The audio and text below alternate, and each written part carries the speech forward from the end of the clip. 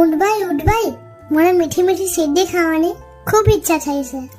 એ બંને મિત્રો તો જંગલના છેવાડે પહોંચી ગયા. શિયાળભાઈને તો શેરડીઓ જોઈને મોંમાં પાણી આવી ગયું. ઉઠભાઈ, પણ મને તો તરતા નથી આવડતું, તો હું કેવી રીતે આવું? તમે મારી પીઠ પર બેસી જાઓ, હું તમને નદીને પેલે પાર લઈ જઈશ. અને નદી પાર કરવા મંડી પડે છે. પછી તો બંને મિત્રો ખેતરમાં છાના માના જાય છે અને શેરડી ખાવાનું શરૂ કરે છે.